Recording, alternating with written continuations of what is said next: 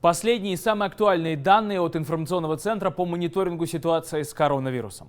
Итак, по состоянию на 17 августа в России выявлено 927 745 случаев заболевания COVID-19.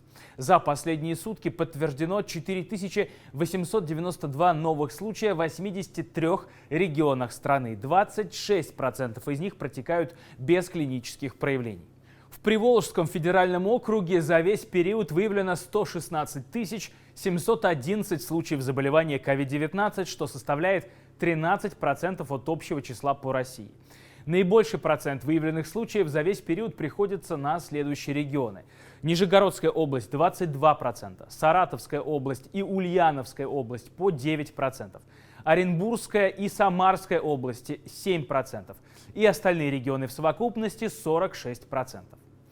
В Приволжском федеральном округе за прошедшую неделю самый значительный прирост показала Оренбургская область. Там подтвержденных случаев заболевания стало на 9% больше. Всего же число инфицированных COVID-19 в округе возросло на 5% за одну неделю или на 5714 человек. Самый низкий прирост заболеваемости в Нижегородской области, республиках Татарстан, Башкортостан, Марий-Эл и Чувашия. Здесь количество инфицированных за неделю увеличилось на 3%. Полностью выздоровели и выписаны из больниц округа за период с 11 по 17 августа 7135 человек. Чувашская республика находится в лидерах по числу выздоровевших – 1133 человека за неделю. Напомню, летальность от COVID-19 в среднем по России на сегодня составляет 1,7%. В большинстве же регионов Приволжского федерального округа этот показатель ниже. Самый высокий процент при этом в Пермском крае и Нижегородской области – это 2,67 и 1,67% соответственно. Всего за неделю в округе от COVID-19 умер 81 человек. Из них наибольшее число в Нижегородской области – 23 человека. Татарстан переходит на третий этап снятия ограничительных мер, введенных из-за пандемии коронавируса. С сегодняшнего дня в республике возобновляется работа кинотеатров, театров, цирков и аквапарков. Залы должны быть заполнены не более чем наполовину. Заполняемость аквапарков также не должна превышать 50%. Кроме этого, разрешается проведение различных мероприятий на открытых площадках. При этом на них не должно одновременно присутствовать более 100 человек, а в помещениях не более 50. Для жителей Татарстана старше 65 лет обязательная самоизоляция продлена до 23 августа. Масочный режим и соблюдение социальной дистанции в общественных местах также сохраняются.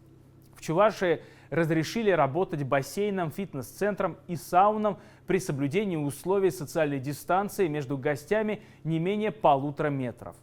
В республике открываются также массажные спа-салоны, но по предварительной записи и при одновременном присутствии не более 2 клиентов.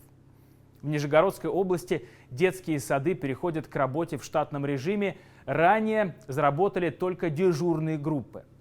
Также для жителей стали доступны бани и бассейны. Нижегородская область на прошедшей неделе перешла на второй этап отмены ограничений, введенных из-за распространения коронавирусной инфекции. Роспотребнадзор региона заявил о том, что заболеваемость COVID-19 в Нижегородской области за прошедший месяц снизилась в 3,5 раза. А вот в Оренбургской области режим повышенной готовности продлен до 1 сентября. Спа-салоны, бани, сауны и детские развлекательные центры по-прежнему остаются закрытыми. Не получили разрешения на работу кинотеатры, ночные клубы и торговые точки, продающие напитки на разлив. Рестораны в регионе продолжают работать только в формате летних веранд, доставки и на вынос.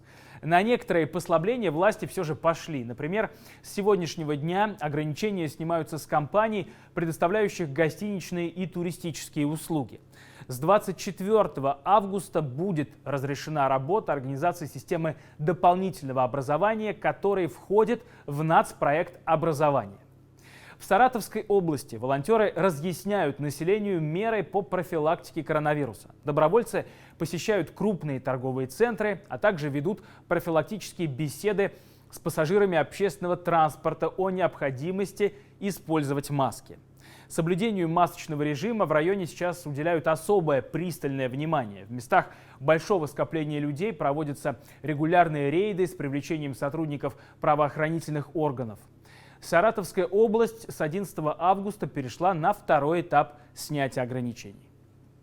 В Приволжском федеральном округе борьба с эпидемией коронавируса продолжается. Отнеситесь ответственно к действующим ограничениям. Носите маски, перчатки в общественных местах. Соблюдайте социальную дистанцию и, по возможности, режим самоизоляции. Берегите себя и своих близких.